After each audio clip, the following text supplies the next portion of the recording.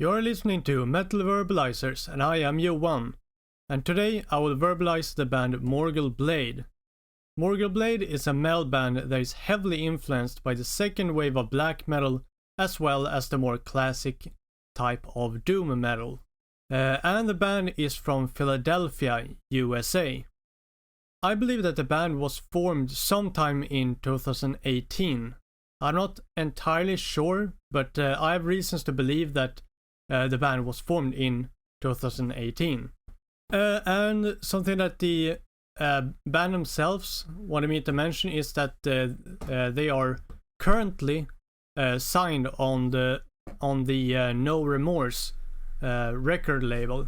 And I mean, if I would kind of talk about the overall vibe and kind of sound this band is going for, it is really like they're kind of going for that they want to draw you away from everyday life and the struggles that comes with it, and really like taking you into a sort of lands of power and arcane magic and stuff like that.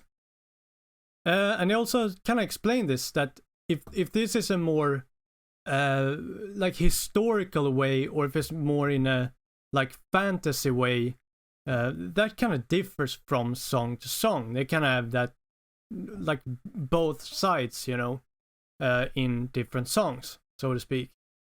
Something I kind of thought about Morgul Blade is that when you kind of look at it this way, with like a lot of fantasy theme, etc., both like in their lyrics and as well as the kind of album covers a little bit, it sounds a lot like power metal, very like power metal type things, but Morgul Blade is like musically quite far from that, and I believe that you can really clearly hear a lot of black metal as well as doom metal in their sound.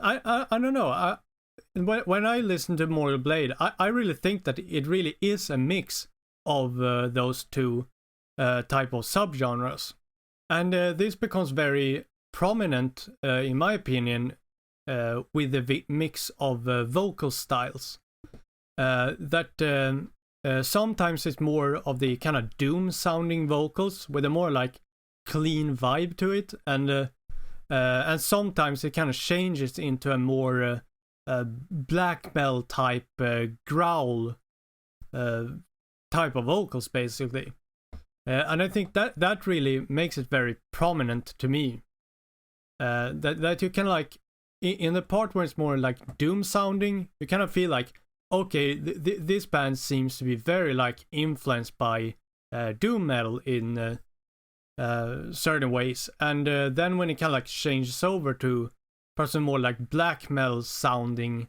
part of a song, you can really hear that influence is very prominent as well.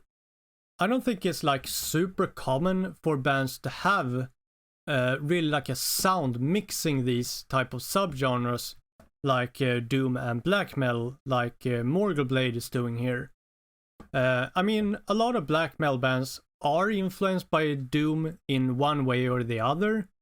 Like, you know, especially if we kind of look way back when that kind of stuff started in the 90s and even late 80s, the kind of depending on how you look at it, but there was definitely a lot of doom influences among those bands. But kind of my point here is that I don't think it's as prominent and as literal when it comes to those bands as it is here with Morgul Blade.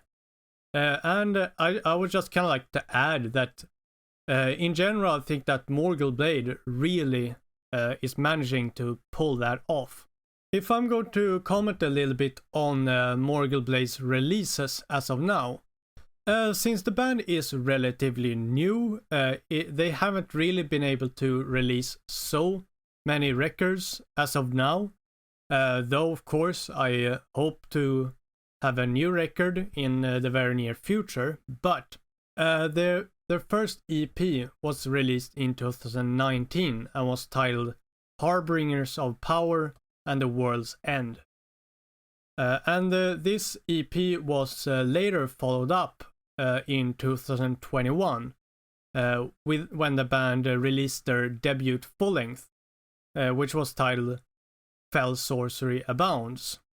Something interesting that I noticed when browsing the band's Bandcamp was one of the songs that seemed to be on both the EP and the full-length.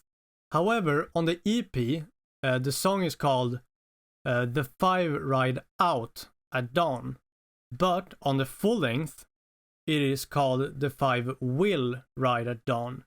So it's a little bit different, as you could probably tell. Like on the EP, it has, for example, the word out, but then on the full-length, that word was removed and more or less replaced with the word will.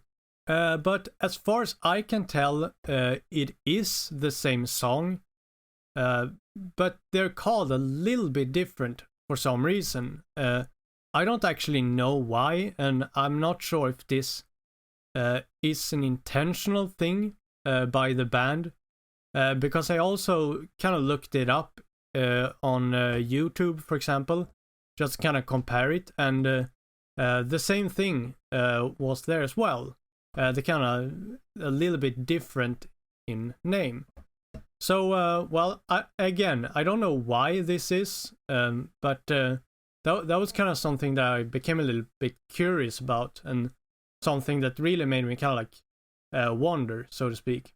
Something else that I would like to mention is Morgul Blade's logo. I really love logos with swords or some kind of weapon like that. It's a really cool detail in my opinion. It doesn't necessarily have to be like a weapon of some sort either. It can be, I mean, maybe not anything, but when it's like an item or something in the logo, I really like that. Sure, like with the kind of like black metal bands and stuff, the kind of like pentagram or the inverted cross is pretty common.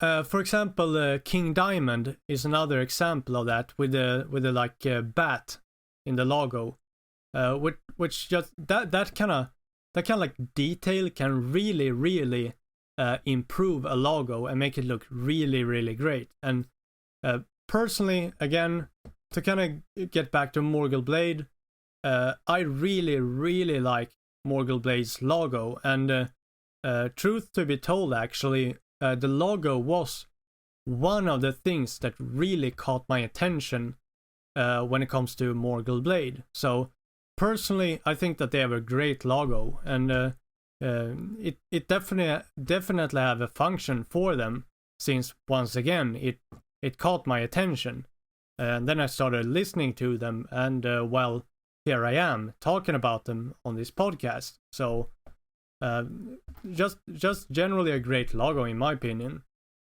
Something that you also might know, because I believe that I've mentioned this earlier, but something that I really like when it comes to bands and when they're releasing albums, etc., is when things like their logo, album cover, album name, etc., has like a connection, really.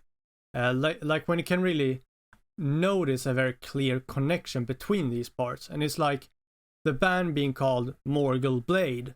Well, their logo is gonna show that by having a blade. That kind of things. It's also a pretty common example of that, which I think shows that pretty well, is also the classic heavy metal band Anvil. That has kind of like over the years made it into a thing to always have an anvil in their album covers, to kind of like make a connection to the name, basically. And that is something that I also really love. I really like that when bands kind of do that sort of things.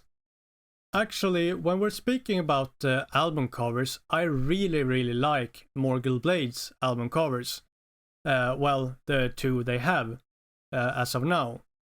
Something that I really like about them is that they look very like fantasy inspired, like we talked about earlier, about their kind of like fantasy theme. But again, it sounds like it would kind of be like power metal, since power metal bands usually have very like fantasy themed artwork, but thanks to the dark colors and tone, it gives it a little darker, meaner look than what you'd expect from a power metal album. So at the end of the day, it doesn't look very power metal at all, even though it has that fantasy vibe, which is another thing that I think is really cool that Morgul Blade has done. That they can really, even though fantasy things like that is usually associated with power metal, they've really effectively managed to kind of make that into their own thing, so that you don't really think like power metal. It's like, so to speak, it's like their own thing. You don't think it's power metal, even though it has, clear connections in theme. So basically, I think that's really, really cool. And just overall, the album covers are very well made, and I think definitely fits the kind of, overall sound of Morgul Blade. I guess the band is better at kind of answering if it portrays their overall vibe and kind of what the band generally is going for. But at least from my perspective, if you ask me, I feel that the album covers probably portray very well what kind of Morgul Blade is going for. Again, at least from my perspective, what I think they're going for, I think that portrays that really, really well.